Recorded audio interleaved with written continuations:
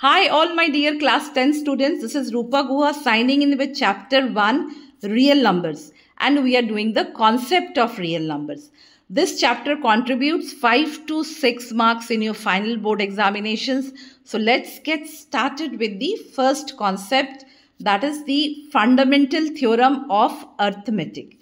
Every composite number can be expressed or factorized as a product of primes, and this factorization is unique apart from the order in which the prime factors occur.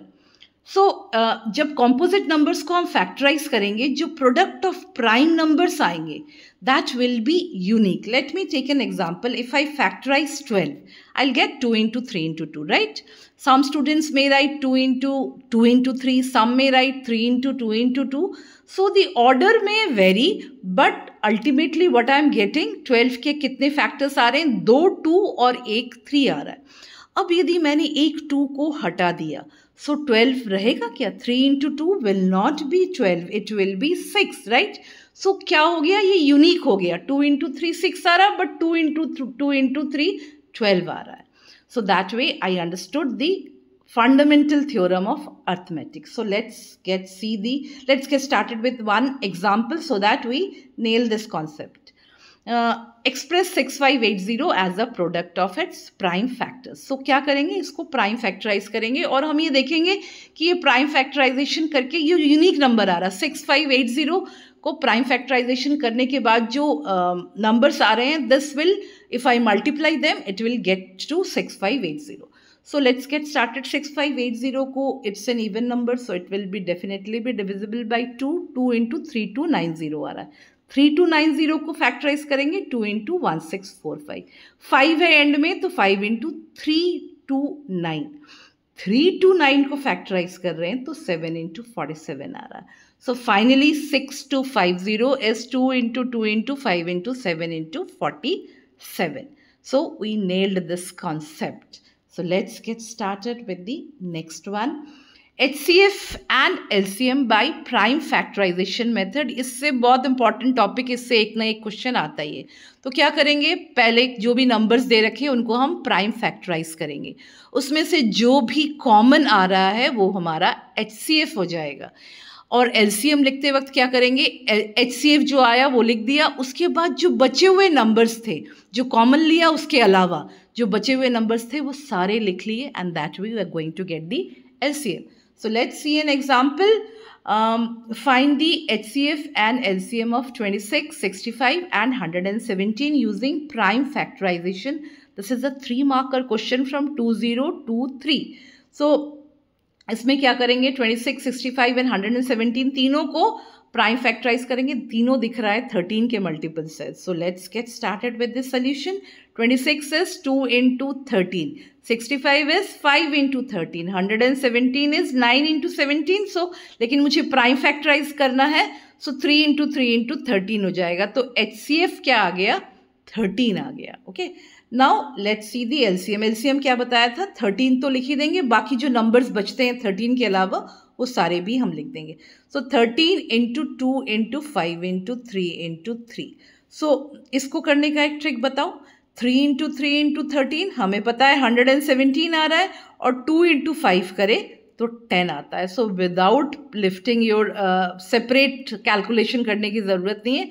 1170 आ गया इसका final answer. So we nailed this concept as well. So let's move to the next concept, that is LCM into HCF equals to product of two numbers. अच्छा, अब मुझे यदि LCM निकालना है, 2 numbers का product और HCF दे रखा है, तो product से क्या कर दूंगी? HCF को डिवाइड कर दूंगी. एंड सिमिलरली यदि मुझे HCF निकालना है तो LCM से डिवाइड कर दूंगी. और यदि 2 numbers में से एक नंबर दे रखा है तो HCF into LCM divided by that number कर दूंगी तो दूसरा नंबर निकल आएगा. राइट? सो दिस कॉन्सेप्ट का एक एग्जाम्पल देख लेते हैं. The LCM of 2 numbers is 182 and their HCF is 13. If one of the numbers is 26, find the other. This is a 1-marker question from 2020. इसमें MCQs नहीं होते थे 2020 में. सो ये क्वेश्चन ऐसे ही आया है. सोल्यूशन में मैंने आपको बताया जो चीज़ हम वही करेंगे, दैट इज़ मुझे एक नंबर निकालना है तो LCM into HCF divided by 1 number जो हमें 26 दे रखा है उससे हम डिवाइड कर देंगे. सो 182 इंटू 13 डिवाइडेड बाई 26. 13 2 ज़ा 26 होता है. 2 182 से कट के 91 आ गया. सो इसमें भी मुझे कुछ भी साइड कैलकुलेशन करने की ज़रूरत नहीं पड़ी, सीधा आंसर आ गया. So let's get with the next concept, that is HCF and LCM of co-prime numbers. Now what are co-prime numbers? वो नंबर्स जिसमें कुछ भी कॉमन नहीं होता है, कोई भी कॉमन फैक्टर नहीं होता है, उसे हम को-प्राइम नंबर्स कहते हैं. For example 5 and 9 are coprime numbers, इसमें कुछ भी कॉमन नहीं है. सो इसका LCM कैसे निकालते हैं? LCM of co-prime numbers is product of co-prime numbers. And obviously HCF क्या होगा? कुछ कॉमन ही नहीं है 1 के अलावा, तो इसमें HCF क्या बन जाएगा? That is 1. सो इसमें इस कॉन्सेप्ट के बेसिस पे हम एक क्वेश्चन करते हैं. So let's see the example. If the HCF of 2 positive numbers A and B is 1 and their LCM is क्या है? 4 ऑप्शन से, ये MCQ बेस्ड क्वेश्चन था तो इसमें 4 ऑप्शंस दे रखा है. And this question is from 2025, last year board paper में ही आपका आया था. सो यदि LCM 1 आ रहा है, मतलब A and B को हम क्या ले लेंगे? They are, what are they? They are coprime numbers. और हमें क्या पता है को-प्राइम नंबर्स का LCM हम कैसे निकालते हैं? That is by there product, right? So इसका सोल्यूशन क्या करेंगे हम? Since the HCF of A and B is 1, so these are co-prime numbers, hence their LCM will be what? A into B. So the option D is the correct option for this. Now let's get started with the next concept, that is there is a theorem. It says that if P is a prime number and A is a positive integer, then if P divides A square, P will also divide A. Okay, fine. So इस पे एक question करने से पहले एक छोटा सा एक लेट करके एक्सप्लेन करते हैं कि इस कॉन्सेप्ट को हम कैसे समझें. A को मैंने 25 ले लिया, P एक प्राइम नंबर है तो वो 5 ले लिया.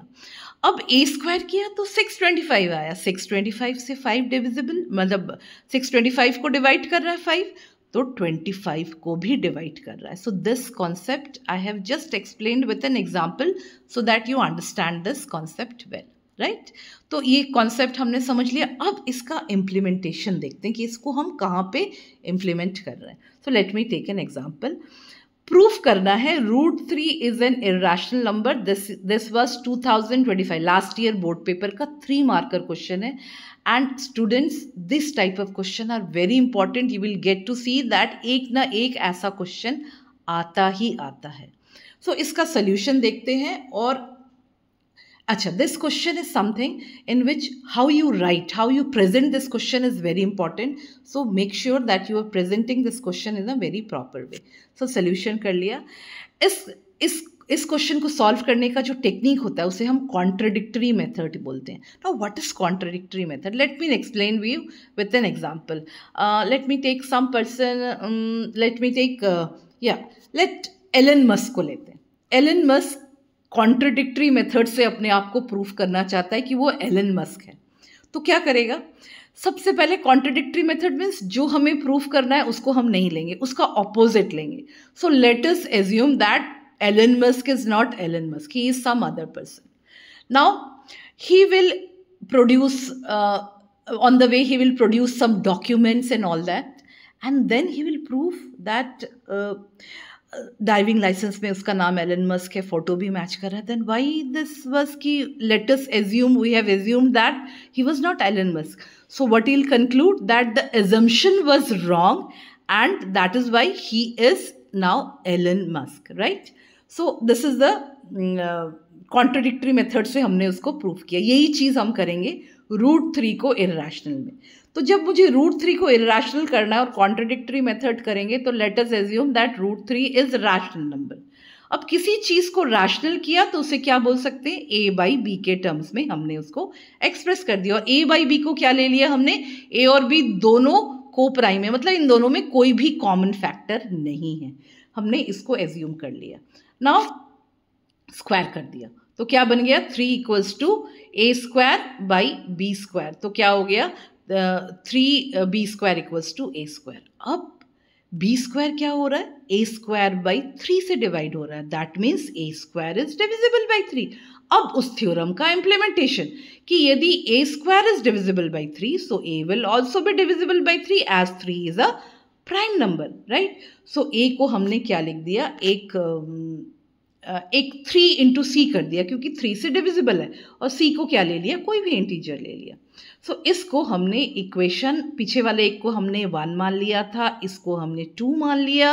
ए की वैल्यू मैंने उसमें डाल दी कि क्या वैल्यू डाली, ए की 3c डाल दिया तो 9c स्क्वायर आ गया। तो b की वैल्यू क्या आ गई, b square is 3c square. तो अब क्या हुआ, it will be b is divisible by 3 हो गया। सो वही थ्योरम का इम्प्लीमेंटेशन क्या हो गया, b is also divisible by, b square divisible by 3 है तो b भी 3 से डिविजिबल हो गया। सो a and b has one common factor which is 3.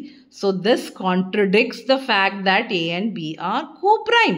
So this contradiction has arisen. Why it has arisen? क्योंकि हमने क्या लिया था, √3 को rational ले लिया. So thus we conclude that √3 is an irrational number.